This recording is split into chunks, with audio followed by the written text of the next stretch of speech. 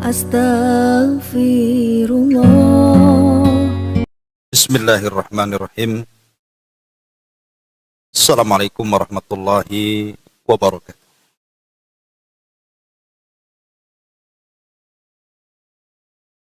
Alhamdulillah. Alhamdulillahilladzi arsala rasulahu bil huda wa dinil haq liyudhhirahu 'ala ad-dini kullihi wa kafa billahi syahida wa kafa billahi wakila. Ashhadu an la ilaha illallah wahdahu rabbi la syarika lah wa ashhadu anna Muhammadan 'abduhu wa rasuluhu alladzi la nabiyya ba'dah. Rabbi israh li sadri wa yassir li amri wahlul 'uqdatam min lisani yafqahu qawli, amma ba'd. Alhamdulillah, di pagi hari ini kita bisa duduk kembali untuk bertalabul ilmi, dan kita meneruskan kajian kita masih membahas 175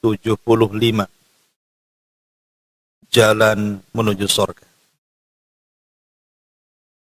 Dan kita masuk pada halaman ke-43 pada poin ketiga, berdoa untuk menghilangkan kesyirikan, baik syirik kecil maupun syirik besar. Artinya poin yang ketiga ini masih bagian daripada poin yang pertama, di mana salah satu jalan menuju surga adalah at-tauhid. Dan tauhid itu harus menghilangkan lawannya, kesyirikan kepada Allah Subhanahu wa ta'ala. Ketika kita hendak mengupas sebuah keburukan ataupun kesyirikan, lawan daripada tauhid, bukan berarti kita hendak mengamalkan kesyirikan itu dengan mempelajari syirik, tidak. Tetapi orang Arab mengatakan, araftu syarra la li syarri walakin litawakkihi wa man lam ya'rifu syarra minal khairi fawaqa'a. Aku mempelajari keburukan bukan untuk diamalkan, tetapi aku mempelajari keburukan itu supaya mudah ditinggalkan. Karena siapa yang tidak paham apa itu baik, apa itu buruk, maka pasti akan terjerumus kepada keduanya. Karena dia tidak paham masalah. Makanya mempelajari kesyirikan untuk mengenal tauhid, supaya kita lebih mantap tauhidnya dan lebih mudah menjauhi kesyirikannya. Kata para ulama, wabididdihi wabididdiha tatabayyanal asya. Dengan mengenal lawannya, maka semakin jelaslah perkara. Di sini dijelaskan, Nabi SAW bersabda kepada Abu Bakar Siddiq radhiyallahu anhu, "Walladzi nafsi biyadihi li syirki akhfa min dabibin namli. Ala adulluka ala syai'in idza qultuhu dhahaba, ataupun idza qultahu dhahaba anka qaliluhu wa kathiruhu. Qul Allahumma inni a'udzubika an usyrika bika wa ana a'lam wa astaghfiruka bima la a'lam."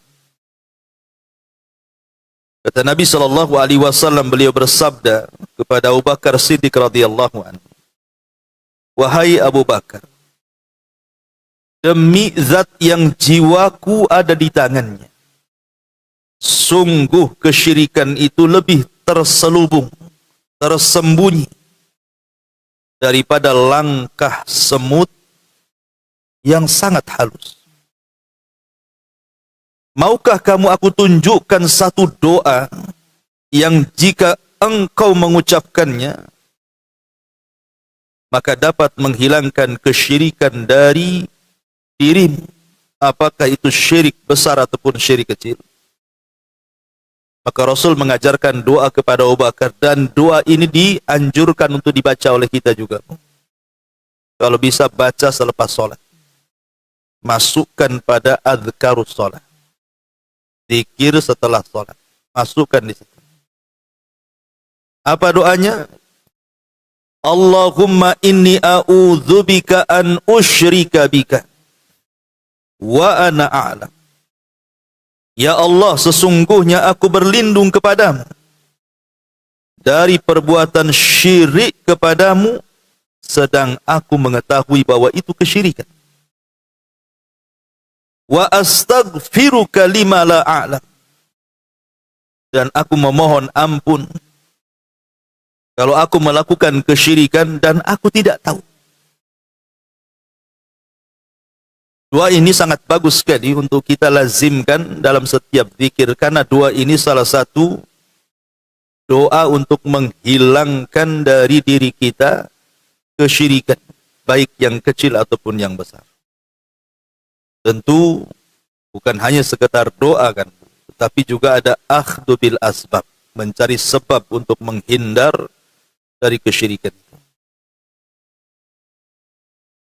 Ma'asyiral muslimat yang dimuliakan Allah Azza wa Jalla. Nasihat Nabi SAW kepada Abu Bakar ini, beliau hendak menasihati bahwa di sana ada jenis syirik itu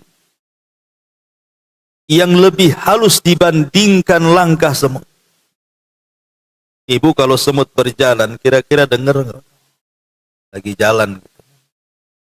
Kita nggak dengar kan semut jalan itu. Kalau ibu yang jalan dengar. Apalagi pakai sepatu bakiak, makin dengar lagi. Tapi kalau semut mana bisa dengar, kita kan gerakan dia. Bahkan tahu-tahu ada di atas baju, kapan naik dari kaki. Kalau semut, tahu-tahu ada aja di atas. Tahu-tahu ada di kopiah saya pula. Kapan dia terbang? Artinya ada jenis syirik itu yang lebih halus dibandingkan langkah semut itu. Bahkan dalam riwayat itu langkah semutnya itu bukan hanya sekedar langkah semut. Di batu licin, di tengah malam, di kegelapan malam. Gimana cara tahunya? Udah semutnya hitam, batunya hitam, malam-malam pula. Gimana kita tahu? Tapi ada kesyirikan itu yang lebih halus dibandingkan itu. Baik, kita mulai syarahan daripada hadis ini. Ma'asyiral muslimat yang dimuliakan Allah Azza wa Jalla. Sebuah amalan, amalan apapun, baik amalan lisan, baik amalan badan, baik amalan hati, tidak akan diterima kecuali harus didasari dengan ikhlas alias tauhid. Dahulu ada seorang sahabat namanya Tamim ibn Aus Ad-Dari. Tamim ibn Aus Ad-Dari ini, Bu, kalau lihat biografinya, dia dulunya tokoh Nasrani dan dia seorang pelaut. Satu hari dia membawa 30 awak kapal untuk berlayar. Tapi Allah takdirkan kapalnya terhempas ombak sehingga tersandar di sebuah pulau yang mengerikan. Rupanya pulau itu disebut Pulau Dajjal. Disitulah Tamim ibn Aus Ad-Dari berjumpa dengan Dajjal. Satu-satunya sahabat yang berjumpa dengan Dajjal langsung itulah Tamim ibn Aus Ad-Dari. Rasul aja nggak pernah berjumpa. Jadi setelah kemudian pertemuan dia dengan Dajjal itu, Tamim ibn Aus tak tahu kalau itu Dajjal. Tetapi setelah diceritakan pertemuan dengan orang yang dirantai dalam sebuah rumah ibadahnya orang-orang Yahudi itu, Baru Rasul menceritakan orang yang kau temui itu Dajjal. Kemudian Rasul SAW mengkisahkan kisah Tamim ibn Aus Ad-Dari kepada para sahabatnya. Itulah hadis yang aneh. Biasanya Rasul menceritakan kisahnya kepada sahabat. Ini Rasul mengambil kisah dari sahabat, diceritakan ke sahabat. Masuk Islamlah Tamim ibn Aus Ad-Dari. Dan jasanya banyak dalam Islam. Salah satunya adalah membuat mimbar bagi Nabi. Dan menerangi masjid Nabi. Karena punya keahlian bisa membuat obor. Teranglah masjid Nabi dengan cahaya yang dibuat oleh Tamim ibn Aus Ad-Dari. Ketika dia masuk Islam, Tamim ibn Aus Ad-Dari ini luar biasa. Dia habiskan waktunya untuk mempelajari Al-Quran. Sehingga lambat laun terkuasailah Al-Quran. Dan dia satu di antara sederetan sahabat yang hafal Quran dan menguasai Al-Quran. Dan setiap malam tidak pernah meninggalkan Qiyamul Lail. Setiap malam tidak pernah meninggalkan membaca Al-Quran.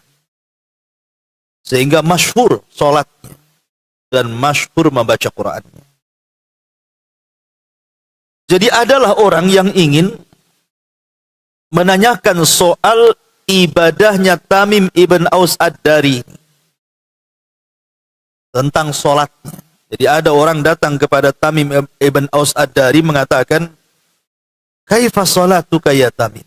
Bagaimana solatmu? Kok kamu bisa melakukan solat selama itu setiap malam? Kok enggak punya lelah, letih, kok bisa khusyuk?" Macam-macam ditanyakan. Bukannya dijawab, Bu, marah dia. Faghadibat Tamim, Tamim pun marah. Kemudian dia mengatakan kepada orang yang bertanya ini, "Wallahi demi Allah, la raq'atun atau la raq'atan usalliha fi jawfil laili fi sirrin ahabbu ilayya min an usalliya kullahu thumma aqussuhu 'alan nas." Katanya. Demi Allah, kata Tamim ibn Aus Ad-Dari, seandainya aku melakukan satu rakaat salat saja di tengah kegelapan malam, orang tidak ada yang tahu kecuali Allah, itu lebih aku sukai dibandingkan aku sholat entah berantah berapa kali, ya mungkin ribuan rakaat. Setelah aku sholat ribuan rakaat, tiba-tiba aku ceritakan pula kepada orang. Mustahil aku ceritakan sholatku. Tuh, lihat, ini namanya orang ikhlas, Bu. Kadang-kadang ibu ini baru habis ngaji dari sini, pulang, ketemu kawan di jalan. Kata kawan, "Dari mana, Dari Sukajadi." "Ngapain ke Sukajadi?" "Ngajilah. Banyak orangnya." "Lumayan, dan saya paling depan pula." "Terus yang lain bagaimana?" "Yang lain tidur, saya aja yang nyatat," katanya kan. Ceritanya. Ya. Berpura-pura sedikit kenapa, Bu? Kalau ditanya, "Ibu dari mana?" "Dari sono." "Dari sono, selesai." Ya. Sudahlah, jangan tanya-tanya, kan enak tuh, Bu. Jadi ibu enggak pamer, enggak ria kan gitu. Enggak ada orang tahu ibu habis ngaji. Karena menyebutkan ibadah itu, kalau hati kita enggak labil, hati kita ini enggak mantap, labil, habislah. Apalagi tadi malah diperpanjang pula ngomongnya. Waktu ngaji, yang lain tidur, aku yang nyatat sendiri katanya. Kan ngerendahkan orang jadinya. Kalau ibu ngomong begitu, Bu, masih bagus yang tidur daripada ibu yang ngomong orang lain tidur. Kenapa? Karena yang tidur tak punya dosa. Ibu punya dosa gibah orang. Itu kan gibah orang namanya. Terutama si Anu tuh, wah itu tidurnya kenceng. Makin gibah lagi kan. Jadi pulang dari pengajian gak dapat apa-apa, dapat gibah saja, gibahin orang tidur. Lah, Bagaimana Tamim ibn Aus Ad-Dari ini marah? Maka kalau bisa sebisa mungkin biasakan menyembunyikan sebuah amal, itu namanya ikhlas. Dahulu ada seorang khalifah, seorang penguasa. Orangnya suka pamer. Oh, pamer luar biasa. Kalau dia melakukan sesuatu itu, kalau bisa dipuji orang, didengarin orang, dan kalau bisa mendapatkan pujian-pujian yang menyenangkan. Itu khalifah. Satu hari khalifah ini, dia ada rencana untuk membuat masjid. Masjid yang sangat megah. Dan keinginannya masjid itu kalau sudah jadi, nanti dia akan buat pelang nama masjidnya nama dia. Dan dia tidak boleh menerima sumbangan atau tidak mau menerima sumbangan dari luar. Pokoknya ini masjid-masjid saya yang bangun, kalau sudah jadi ya nama saya di situ. Tapi kan niatnya sudah nggak bagus, ingin pamer. Akhirnya dikumpulkanlah para pekerjanya. Kemudian dirancang masjidnya seperti apa, besarnya seperti apa. Proyeknya besok mulai pembangunan peletakan batu pertama. Dikerjakanlah masjid itu. Besar, megah. Ketika sudah jadi masjid itu, tinggal naruh pelang saja. Maka mulailah diresmikan masjid itu. Kemudian dia mengatakan kepada pembantunya, pesankan pelang, kasih nama saya, tancapkan depan masjid. Akhirnya sama pembantunya dibuatkanlah pelangnya, nama dia, kemudian ditaruh depan masjid. Sang khalifah ini tiba-tiba malamnya tertidur, mimpi dalam tidurnya. Apa mimpinya, Bu? Pelangnya dicabut orang. Kemudian digantikan nama, bukan nama dia, tapi nama seorang wanita tua. Seperanjatlah ini khalifah ini. Besoknya dia panggil pelayannya itu. Kau berangkat ke masjid sana. Lihat pelangnya itu masih atas nama saya atau bukan? Dilihat rupanya tak ada yang berubah, masih atas nama khalifah. Tenanglah sang khalifah. Beberapa malam berikutnya mimpi lagi, mimpi pula sama mimpinya. Berseri pula tuh mimpi itu. Sama tuh mimpinya. Katanya pelangnya dicabut, diganti pula dengan pelang orang, namanya seorang wanita tua. Bangun dia lagi, gelisahlah dia. Dia bilang sama pelayannya, tengok kok ke masjid itu. Masih atas nama saya itu bukan, katanya. Ditengok tak ada yang berubah. Sampai 3 kali mimpi. Tapi namanya mimpi kan begitu kan. Ya tetap aja nggak ada yang berubah nama-nama dia. Cuman masalahnya, kenapa mimpinya sama? Dari situ dia terngiang nama wanita yang dipelang itu. Dia bilang sama prajuritnya, aku sudah bermimpi seperti ini. Tolong cari wanita namanya Fulanah bintu Fulan. Saya ingin tahu siapa orangnya. Jangan-jangan dia memasukkan hartanya ke masjidku, katanya. Aku kan sudah katakan tidak boleh menerima sedekah. Ini masjid-masjid saya sendiri. Dicari wanita itu. Ketemu pula wanita itu. Sudah tua. Ini wanita ini ketakutan karena yang manggil khalifah masalahnya. Ditanyalah kemudian oleh sang khalifah itu. Wahai ibu, ibu tahu enggak? Ini masjid siapa? Kata ibu, ini yang masjid dirimu, masjid sang khalifah. Pernah enggak kau memberikan sesuatu, mungkin kalau bahasa kita mungkin semen 1 sak, atau mungkin bata 1 lori, atau mungkin besi 1 lonjor, kau berikan ke pekerjaku, katanya. Kata wanita tua ini, boro-boro, makan aja sulit, mau ngasih semen pula. Nggak ada. Bahkan saya suka berlalu lalang di masjidmu dan saya takjub karena masjidmu besar, megah, mewah. Tidak ada masjid di kerajaan ini semewah masjidmu. Akhirnya sang khalifah terus mendesak-desak. Wanita ini nggak ngaku, memang nggak pernah nyumbang sedikit pun. Kata sang khalifah, tolonglah ingat-ingat. Berapa jumlah hartamu yang kau masukkan ke masjid? Ku ganti semuanya. Wanita ini memang nggak pernah nyumbang. Tapi kata wanita ini teringat, begini Tuhan, aku tidak pernah nyumbang loh, walaupun sedikit pun. Tapi aku sering jalan-jalan ke depan masjidmu.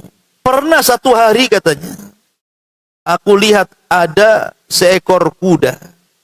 Kakinya terikat. Dia ingin minum.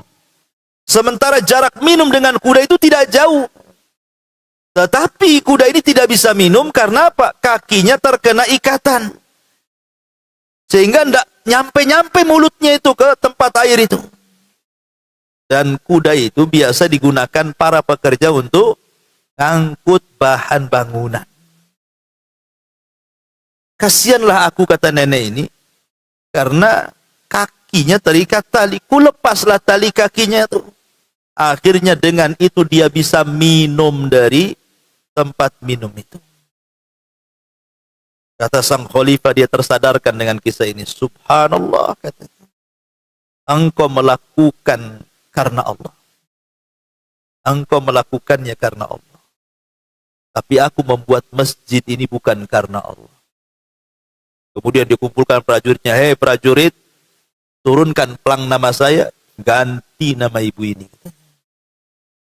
Bayangkan, dia tidak nyumbang, hanya nyumbang tenaga, bantu kuda biar bisa minum. Masalahnya kuda ini digunakan untuk manggul bahan bangunan untuk masjid itu saja tuh.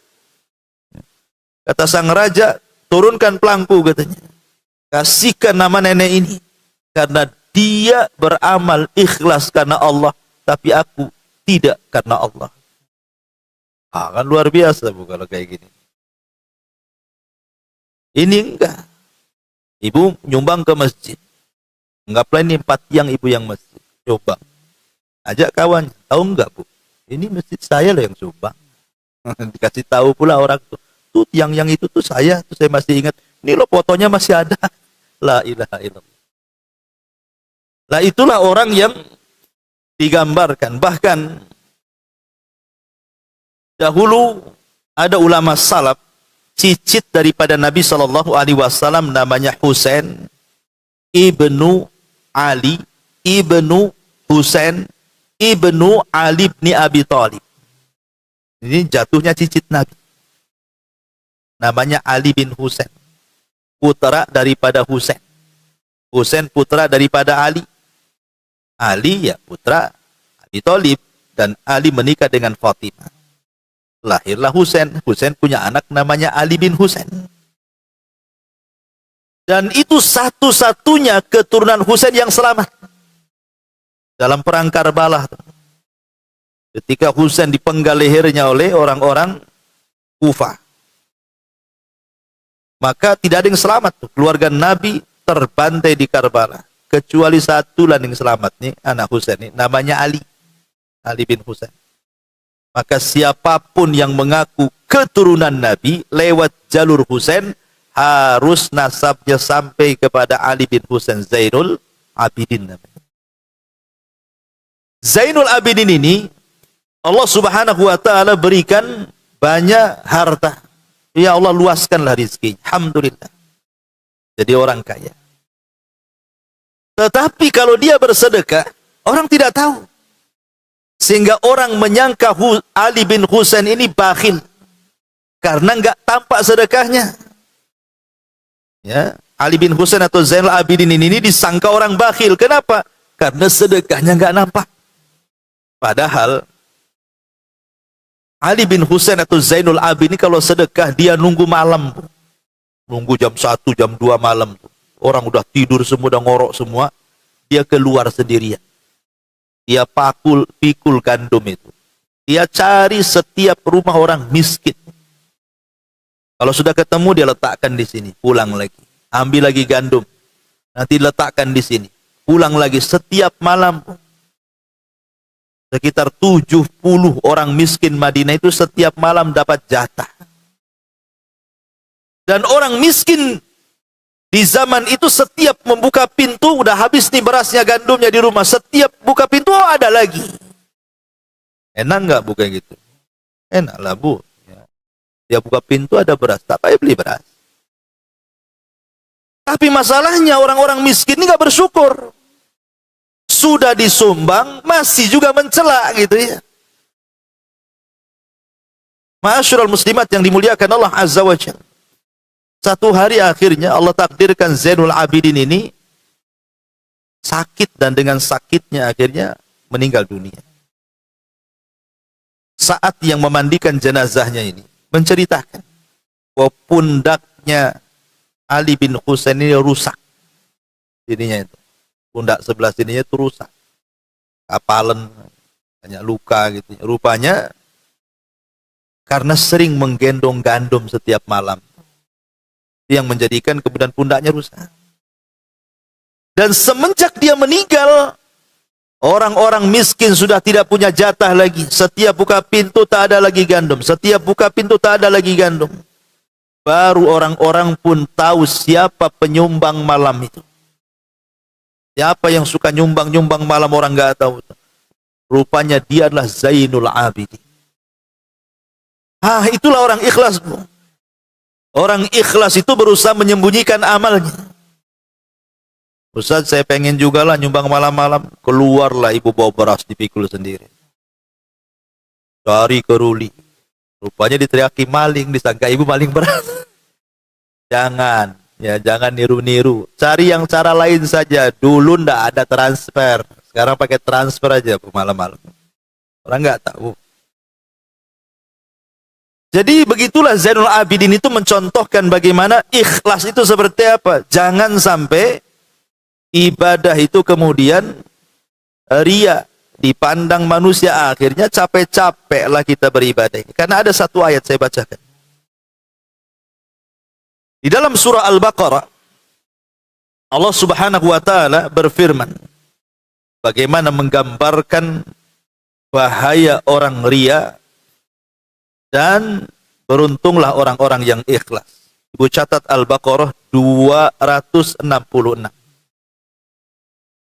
Allah Subhanahu wa taala berfirman, ayawaddu ahadukum an takuna lahu jannatun min nakhilin wa a'nabin tajri min tahtihal anhar lahu fiha min kulli thamarat wa asabahul kibaru wa lahu dzurriyyatun du'afa fa asabaha i'sarun fihi narun fahtarakat kadzalika yubayyinullahu lakumul ayat la'allakum tatafakkarun.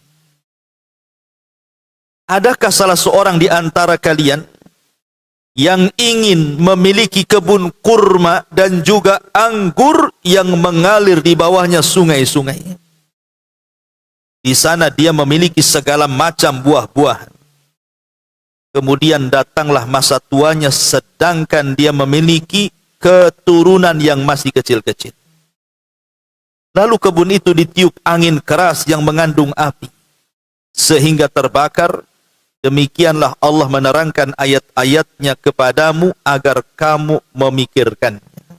Begini Bu ceritanya ayat ini. Ada seseorang yang dari kecil sampai tua bekerja keras-kerasnya itu. Keras sekali bekerjanya. Karena ingin sukses di masa tua. Akhirnya orang ini beli kebun luas-luasnya. Kemudian kebun itu ditanami dengan berbagai macam buah-buahan.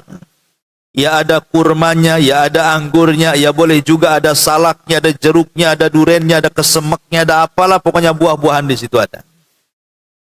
Dia rawatlah kebun itu, dia sudah habiskan uangnya untuk beli pupuknya dan begitu seterusnya.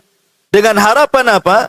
Kalau nanti pohon ini sudah besar, seiring dia juga sudah tua, kemudian dia tidak punya tenaga lagi, pohon yang sudah ditanam ini berbuah, tinggal menikmati hasilnya.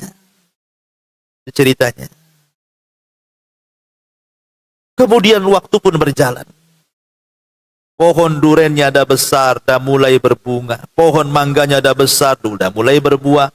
Pohon-pohon yang lain dah gede-gede, tinggal nikmati saja. Dan dia pun sudah tua, sudah lemah, sudah sakit, tidak bisa gerak, dia ingin tenang. Sementara dia sudah punya anak, punya cucu masih kecil-kecil, dengan harapan tanpa kerja pun sudah dapat hasil dari kebun. Karena dia membuat perkebunan itu dari kecil. Sekarang sudah tua dia, dan nggak bisa lagi bergerak. Tiba-tiba keesokan harinya ketika panen pertama, kononnya mau menikmati hasilnya tuh, Allah tiupkan angin mengandung kilat, petir dan api, membakar semua kebunnya.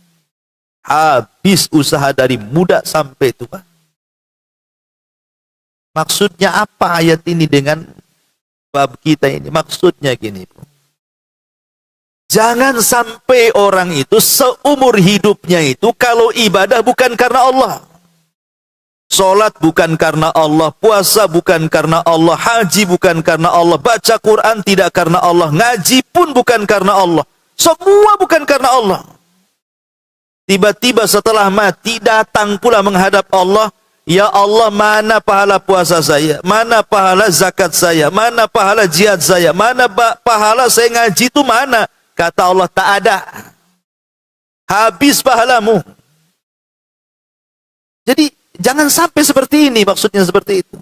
Sudah capek, lelah, letih, amilatun nasibah tasla naran hamiyah. Lelah, letih ibu bekerja, beramal tuh, tapi karena bukan karena Allah, ketika menghadap Allah satu pahala pun tidak dibawa. Nah, jangan seperti kisah ini. Sudah capek-capek lah beramal, sampai tua mau mengambil hasilnya, nggak ada yang diambil satu buah-buahan pun. Sama dengan orang beramal satu hari, 1 bulan, 1 tahun sampai mati, ya dengan harapan dia dapat sorga, rupanya sorga pun tak dapat. Kenapa? Karena tadi, karena ria. Makanya saya nasihati, maaf ibu ya, maaf, jangan tersinggung. Kalau ibu sudah hijrah tuh bu, jangan yang diperhatikan itu soal penampilan aja. Kadang-kadang begitu jeleknya tuh orang yang baru hijrah. Yang dipentingkan itu penampilan. Ada baju, jubah terbaru, suka beli. Nampak tas nih, cakep juga nih, kalau tas ini bawa ke pengajian, yang lain belum punya, suka beli lagi. Nampak cadar nih, ini cadar terbaru nih, cadar banana nih, beli, suka kan. Jadi kerjanya itu hanya ngaca saja bu. Jilbab geser sedikit, aduh, nanti dikritik pula kau aja di pengajian, kenapa mereng kan? Apalagi sakit kepala lagi masangnya. Kadang orang hijrah itu yang diperhatikan ya pakaian saja. Kalau tidak sandal ya tas, kalau tidak tas ya pakaian, kalau tidak pakaian ya jilbab. Belum lagi aksesorisnya. Wah, aksesorisnya banyak kali. Pernak-perniknya. Allah loh tidak akan mandang penampilan ibu. Rasul katakan, innallaha la yanzuru ila suwarikum, kata Rasul. Allah tidak memandang penampilan kalian. Wala ila amwalikum, tidak pula pada harta yang dibawa, pakaian yang mahal, tas yang mahal. Anda, Allah tidak memandang itu. Walakin yanzuru ila qulubikum wa a'malikum. Yang pertama Allah pandang itu hati, baru kemudian amalan. Karena kalau seandainya ibu hijrah itu hanya kemudian fokus kepada penampilan saja, Islam itu bukan di penampilan. Hijrah itu bukan di penampilan, hijrah itu. Jangan kemudian di masa jahiliyah sama dengan di masa ketika hijrah. Kalau di masa jahiliyah, ya mungkinlah ibu beli sepatu yang bagus, sandal yang bagus gitu ya, yang bermerek semua, pakaian-pakaian yang buka aurat yang bermerek semua. Ketika hijrah, oh adat itu masih ada, cuman bedanya ya ini agak tertutup ya. Tapi penampilannya kurang lebih saja. Dari niatnya itu masalahnya. Yang menyamakan antara jahiliyah dan hijrahnya itu niat itu. Karena yang ditonjolkan hanya penampilan saja. Nah ini saya nasihatkan. Dan tersinggung bu ya. Karena insya Allah nggak ada ibu-ibu di sini. Di pojok sana yang ada. Gitu ya. Ya. Intinya bahwa begitulah melatih keikhlasan itu. Jangan sampai satu waktu kita sudah banyak beramal, mengharap surga tak dapat surga. Amilatun nasibah tasla naran hamiyah.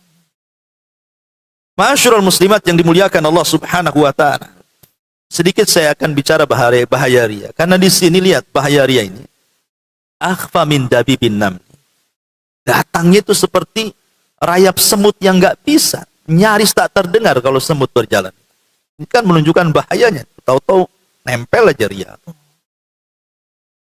Ma'asyiral muslimat yang dimuliakan Allah Azza wa Jalla. Riya ini, sebelum saya cerita bahayanya dulu, saya akan jelaskan rinciannya dulu. Riya itu ada 10 macam. Riya itu ada 10 macam yang ditulis para ulama. Yang pertama ada namanya ar-riya'u as-sarihu. Riya yang soreh, yang jelas. Tidak samar itu. Itu riya jelas namanya. Tidak ada samar-samarnya itu. Seperti apa? An yakuna muradul abdi ghairallahi azza wa jal wa la yaqsudu illa madhan nasi. Riya yang jelas itu memang dia beramal murni bukan karena Allah dan murni beramalnya ingin dipuji makhluk, ingin dipuji manusia. Maka orang yang seperti ini disebut munafik. Ya, kalau ibu kemudian memang nggak ada niat ngaji, memang dari rumah itu niatnya ibu pengen riya saja. Makanya penampilannya harus bagus, cantik gitu ya. Tasnya harus bermerek. Pokoknya seperti itu. Ini namanya riya soreh. Dan ini sifat munafik, bahaya. Ya. Kemudian yang kedua namanya riya yang disebut dengan syirku as-sarair. Syirku as-sarair. Ini samar. Kalau tadi jelas riyanya, ini agak samar nih. Kalau jelas itu kan memang jelas. Tasnya disiapin dengan tas yang bermerek, pakainya disiapin, kendaraannya disiapin. Memang betul-betul ingin riya. Itu kan nampak jelas ya. Ini enggak, Bu. Ibu nggak pakai tas bermerek, ngaji pakai kresek. Umpamanya kan. Kemudian juga ya pakaiannya nggak disetrika. Ada merek-mereknya lah pokoknya. Pokoknya ya kayak orang zuhud gitulah ya. Masalahnya di sini syirku syara'ir ini an yakuna qasdul abdi wa muraduhu lillah. Awalnya karena Allah, Bu. Dari rumah itu memang karena Allah ngaji itu. Jadi nggak peduli dengan penampilan, Bu. Berangkatlah. Tetapi masalahnya fa idza tala alaihin nas, ketika kemudian tampak kepada manusia, nusyita fil ibadati wa zayyanaha. Ketika manusia melihatnya, timbullah semangat ibadah. Ibu sebenarnya malas-malas mau ngaji. Tapi ketemu tetangga, Masya Allah, rupanya ibu ini jemaah suka jadi rupanya. Wah, makin semangat. Itu kan, ketika sudah tersenggol pujian orang, ya, yang tadinya biasa-biasa saja, makin tegak lah. Oh iya, cepet saya buru, cepet-cepet nih, Ustaz Abu Merah ini, dia 7:30 datang dia. Biasanya jam 9 dia datang. Ya, karena tadi dipuji orang tuh muncul rianya padahal lillah awalnya tuh. Ini yang seperti ini jangan. Ya, seperti orang sholat Allahu Akbar, awalnya nggak ada masalah. Ketika kemudian mulai di sampingnya ada orang, mulailah dilamain sholatnya. Mulai kemudian bacanya dihalus-halusin, dibagus-bagusin. Nah, itulah namanya riya as-sarair. Awalnya karena Allah, muncul pula riya. Itulah yang disebut min dabibin namal itu. Yang disebut dalam hadis yang kita bahas. Tahu-tahu ada saja riya itu. Padahal awalnya nggak karena riya, tahu-tahu kok muncul riya ini. Nah, itulah lebih halus dibandingkan jalan semut itu. Tahu-tahu ada namanya. Kemudian yang ketiga, ar-riya'ul khafi. Ada namanya riya al-khafi.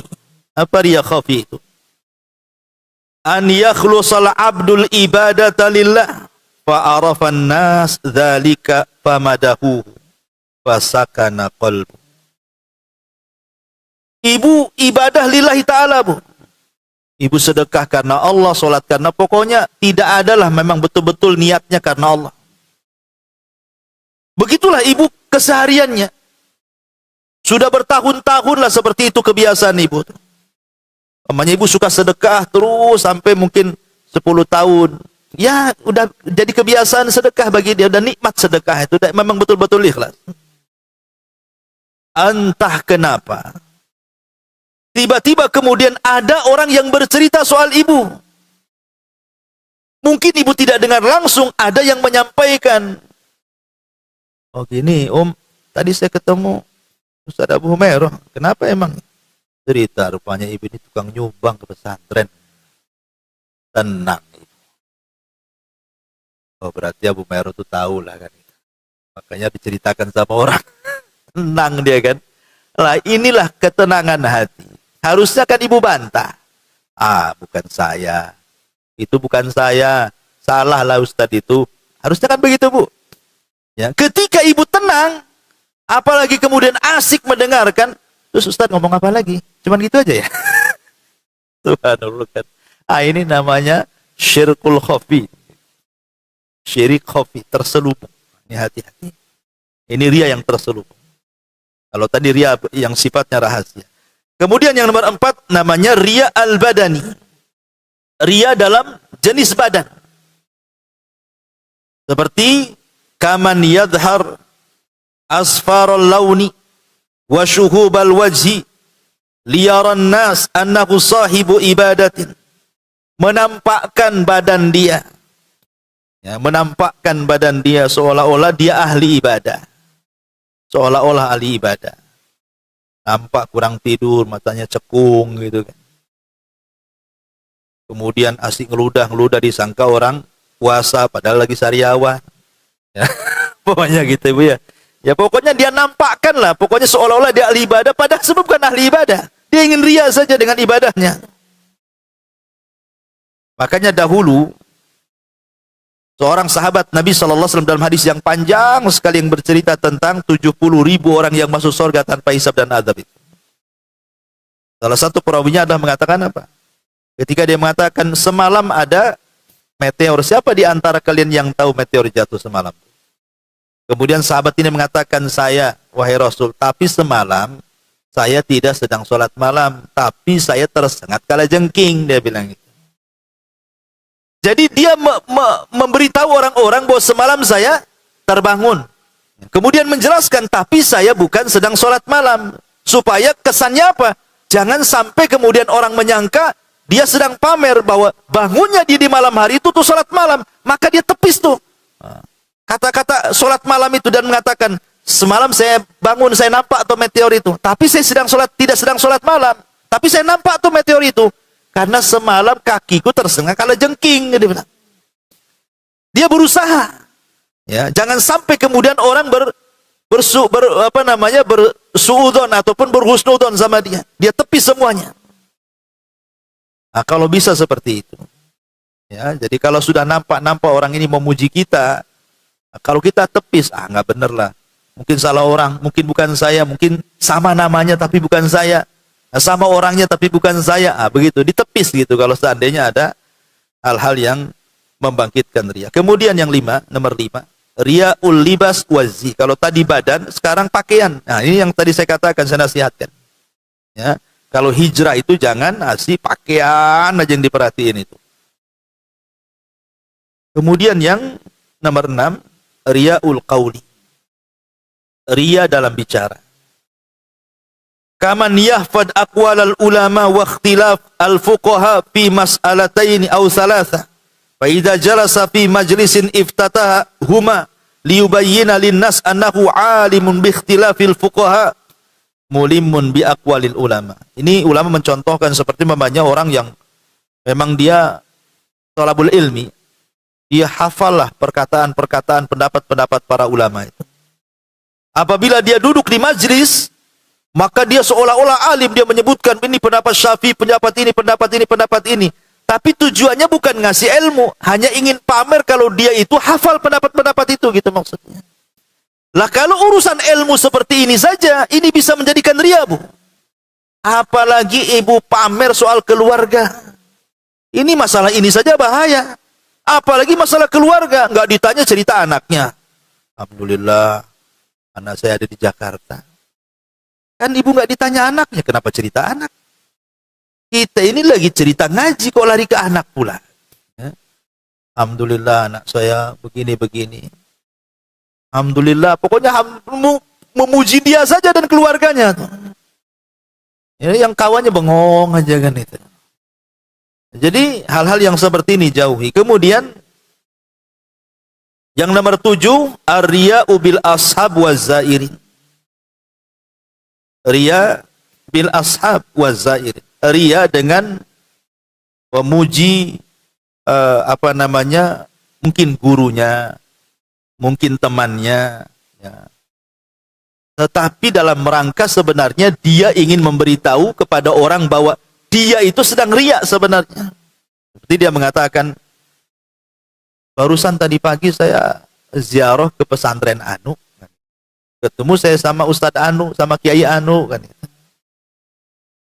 Sebenarnya dia ingin mengatakan bahwa, tuh lihat saya dekat dengan ulama loh, kamu enggak, cuman enggak ngomong begitu. Cuman dia bilang, ya saya ziarah ke sana. Kalau dia mau ngomong itu seolah kamu itu jauh dari ulama, saya dekat gitu. Maunya begitu, cuman bahasanya beda. Kan kayak gitu tuh bahaya, Bu. Bahaya seperti itu. Samalah dengan seandainya ini kan dari perkataan mafhum mukhalafah namanya ya. Seperti ibu kalau memuji suami orang, ya, dipuji-puji luas semua orang tuh. Bang, kalau bisa kayak suami tetangga tuh, tengok rajin kali, pagi-pagi udah bangun, abang pula tidur ngorom jam 8 baru bangun. Ini sama dengan ibu katakan apa? Kalau bisa suami saya dia, bukan kamu gitu. Cuman ngomongnya nggak gitu, muji suami orang, gitu maksud. Kurang lebih kayak gitu, Bu. Ya. Itu namanya mafhum mukhalafah. Lah ini juga sama, riya dengan menggunakan mafhum namanya. Bahaya, ya. Ini bagian riya juga. Kemudian yang nomor 8, ar-riya'u bidhammin nafsi. Riya tapi dengan mencela diri sendiri, Bu, tapi tujuannya riya. Kesannya tawadhu, tapi ibu sedang riya. Ya saya sih ya orangnya gimana gitu ya. Gimana aja. Dia mencela dirinya tapi dalam rangka riya, sok-sok tawadhu loh bahasa kitanya itu, merendah gitu ya. Kalau saya tidak bisa sih. Nah, maksudnya itu seolah-olah dia ingin mengetahui biar dia tahu saya ini orangnya tawadhu. Padahal sedang menghinakan dirinya sebenarnya dia. Kan ada orang yang merendah itu supaya sebenarnya orang ini orang baik. Buktinya dia orangnya tawadhu. Dia tidak sedang tawadhu, dia sedang riya sebenarnya. Jangan suka ngerendah-rendahkan diri hanya untuk dipuji orang. Kemudian yang nomor 9, mahabbatu tauqirin nasi lahu. Suka kalau seandainya dihargai manusia. Dan ini yang paling banyak di masyarakat yang seperti ini. Ria yang pengen dihargai. Ya mungkin di situ dia merasa tokoh, merasa RT, RW atau apa, atau tokoh penggerak atau apa lah kan itu. Kalau tidak dapat pujian, tidak dapat penghargaan, itu rasanya sakit hati kerjanya. Nah, ini juga bahaya. Kemudian yang terakhir, riya bi an yaj'alal ikhlas wasilatul lil matlub ghairir ridha Allah azza wa jalla.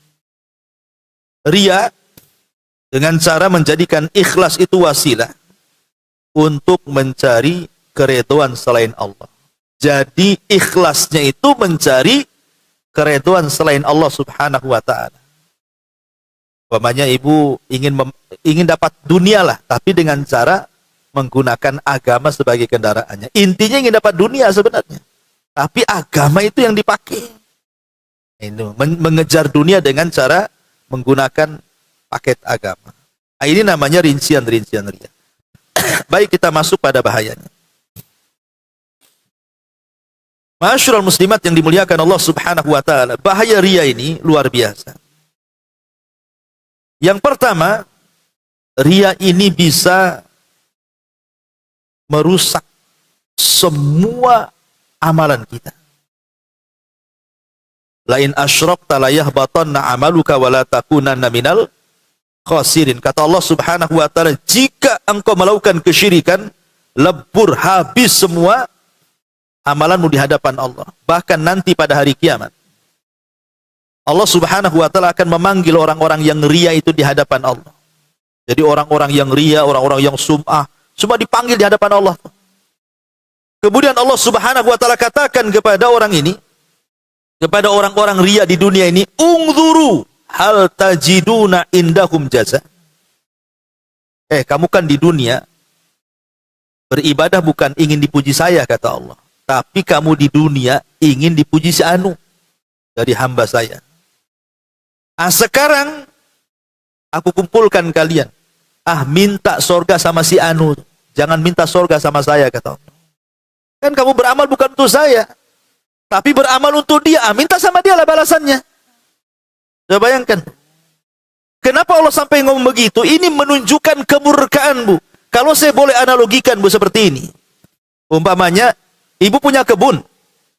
Kemudian, ibu buka lowongan kerja. Siapa yang mau jadi tukang kebun saya? Saya gaji 1 bulan 5 juta atau 10 juta. Tapi rawat kebun saya.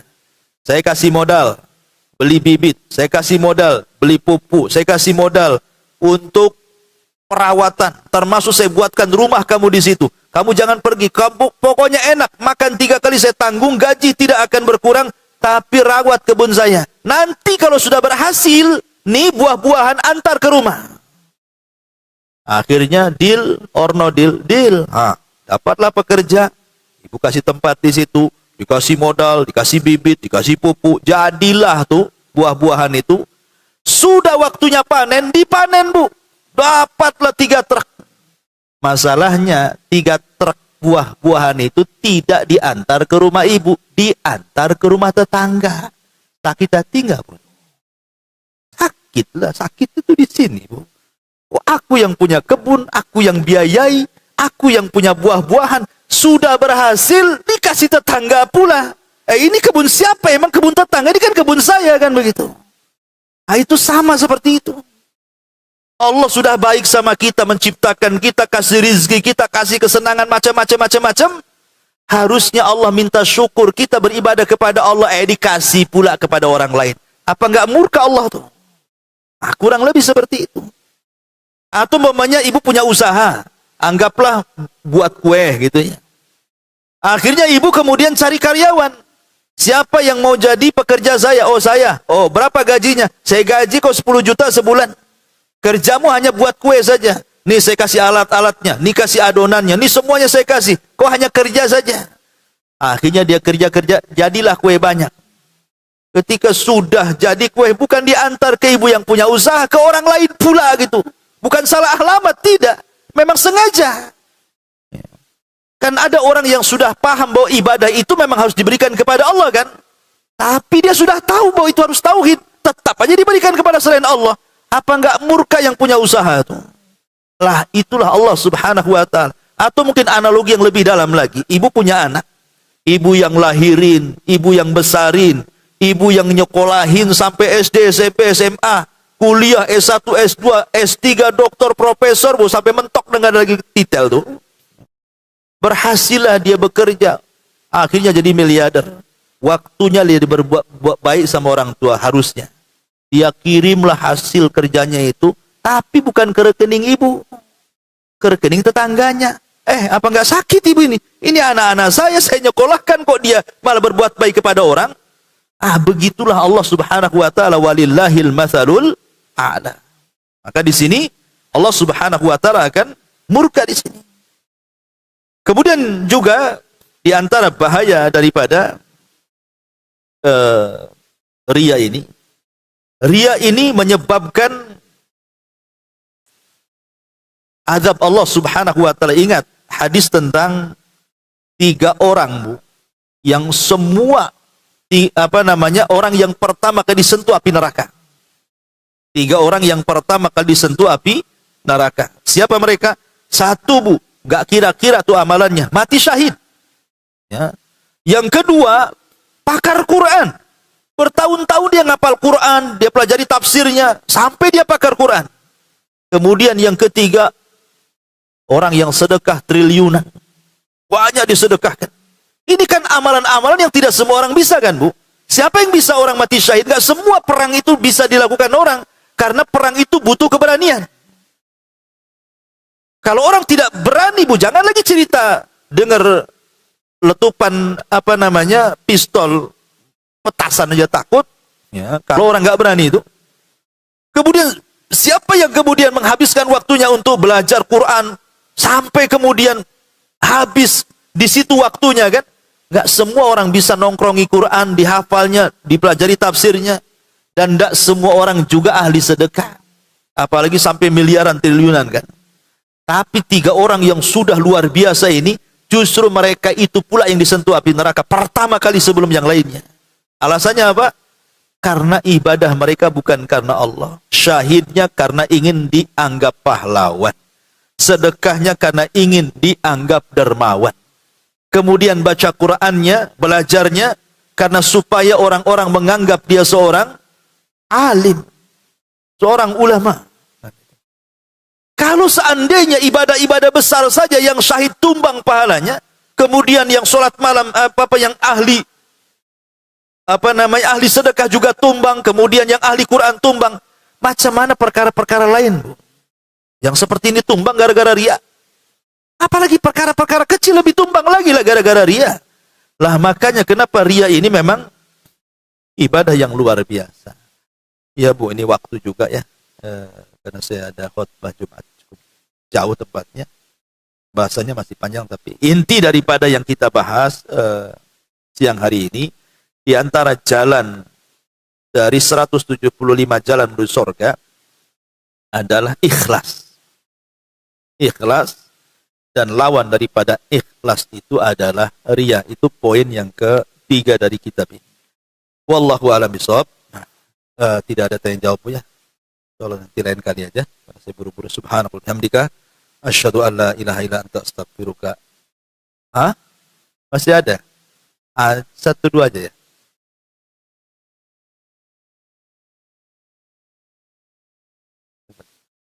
Dua poin, Ustaz. Oh, boleh. Saya pernah bacakan di dalam hati seseorang itu pasti ada riya walaupun sedikit gitu. Maksudnya ada mengikut di dalam diri seseorang itu, Ustaz. Nah, jadi perkara riya ini yang bisa membatalkan ibadah itu riya yang seperti apa, Ustaz, gitu. Maksudnya ibadah itu terbatalkan karena riyanya yang sebatas apa gitu. Terus yang kedua, Ustaz, mengenai ibadah yang misalnya kayak sedekah gitu kan, Ustaz, atau menolong orang lain itu kalau kita karena kasihan gitu, Ustaz, kan awalnya misalnya menolong atau sedekah itu kan karena kasihan, bukan kayak yang karena bukan karena Allah, tapi misalnya ada karena Allahnya, tapi awalnya tuh karena kasihan dulu gitu, Ustaz. Itu gimana, Ustaz? Ya, alhamdulillah. Pada dasarnya ya setiap manusia itu ya mesti adalah keinginan dipuji orang, itu semua ada. Saya, ibu, semua ada. Karena fitrah manusia itu zuyyina linnas hubus syahwat. Manusia itu dihiasi karena cinta syahwat. Syahwat ingin dipuji, syahwat. Semua manusia ada. Nggak mungkin tidak ada. Ya kalau tidak ada matilah hatinya, kan? Mesti ada. Dan dari adanya itulah tersyariatkan sebuah ibadah yang disebut dengan mujahadah. Justru kalau tidak ada mujahadah. Tapi dengan adanya riya dalam hati itu, timbullah ibadah yang disebut mujahadah. Sungguh-sungguh melawan. Maka mujahadah itu ibadah. Melawan riya. Ya, dengan cara apa? Salah satu wasilahnya doa ini yang diajarkan Rasul kepada Abu Bakar. Allahumma inni a'udzubika an usyrika bika wa ana a'lam wa astaghfiruka bima la a'lam. Contohnya ini. Ada mujahadah di situ. Sungguh-sungguh ingin melawan. Tetapi riya yang membahayakan itu, kalau seandainya pertama memang awal ibadahnya riya, itu membahayakan.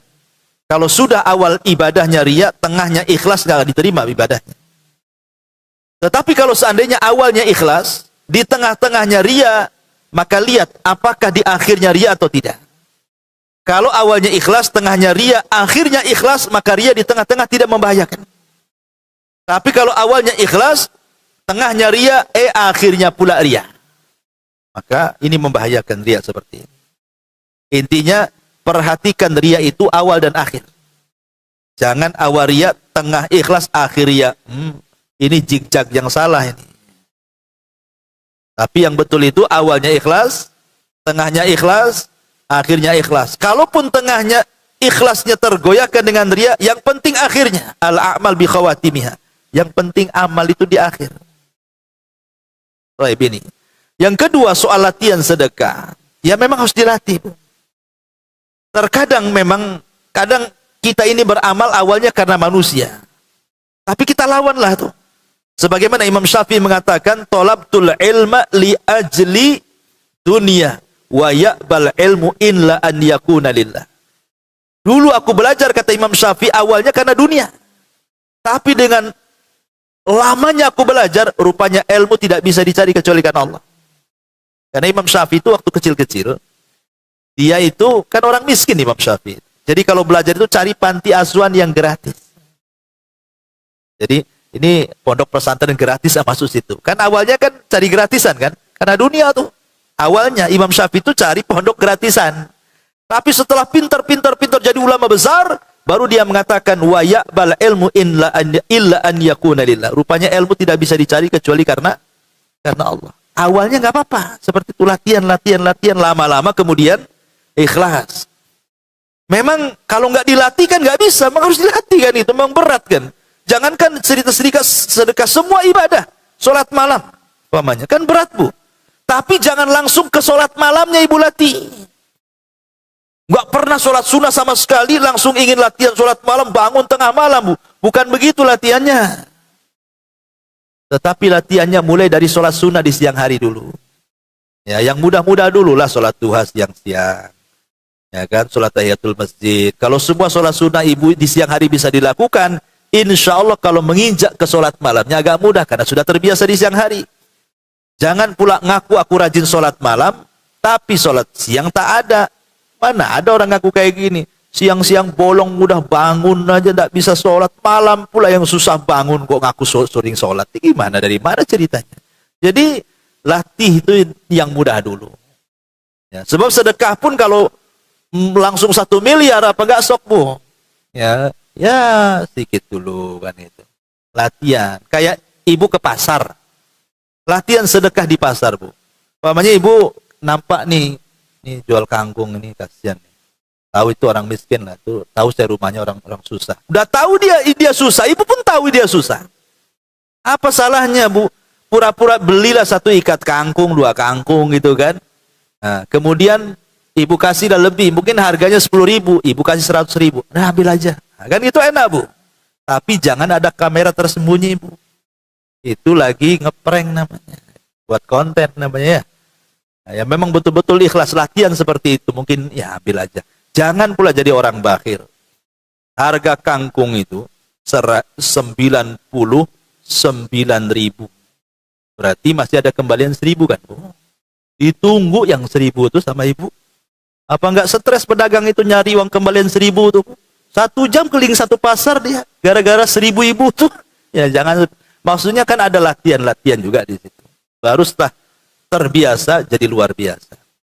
Ya, wallahu a'lam. Sekira cukup. Subhanallah bihamdika, asyhadu an la ilaha illa anta, astaghfiruka wa atubu ilaik.